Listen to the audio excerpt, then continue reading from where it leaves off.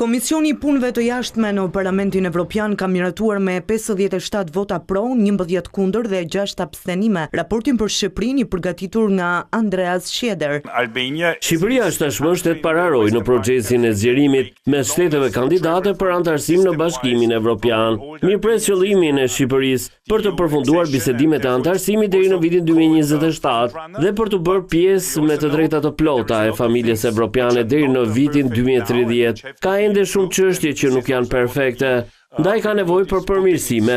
Unë i bëj thirrje Parlamentit të ri që nis punën në muajin shtator, që menjëherë të miratoj reformën e re zgjedhore.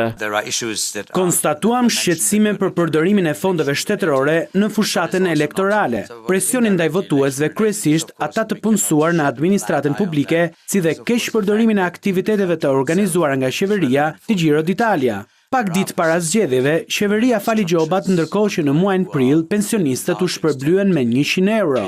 Administrata zgjedhore ishte transparente në menaxhimin e procesit zgjedhor, ndërkohë që task forca për krimet zgjedhore pati rezultate të mira.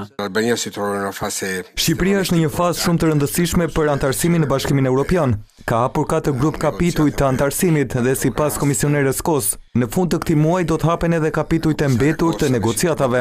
Mendoj se Shqipëria mund të bashkohet familjes së madhe europiane deri në fund të kësaj dekade.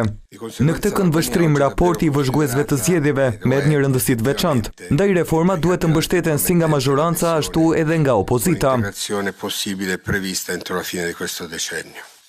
Koleg, mendoj se ishte mirë që Shqipëria ishte në agjendën e diskutimeve tona në Komisionin e Jashtëm, pas vëzhgimit të zgjedhjeve parlamentare, edhe për shkak të sensitivitetit politik të krijuar atje. Shqipëria do të mbetet në agjendën tonë. Unë do sugjeroj që në pjesën e parë të vitit 2026 ne të udhëtojmë në vendet kandidate për zgjerim dhe Shqipëria do të përfshihet patjetër, por kjo do të vendoset në vjesht. Mbetemi në pritje që të kemi shkëmbim pikpamjesh me qeverinë e re shqiptare dhe parlamentin e ri, pasi ai të konstituohet. Në këtë raport është vlerësuar maksimalisht puna organeve të reja të drejtësisë, në veçanti e SPAK-ut.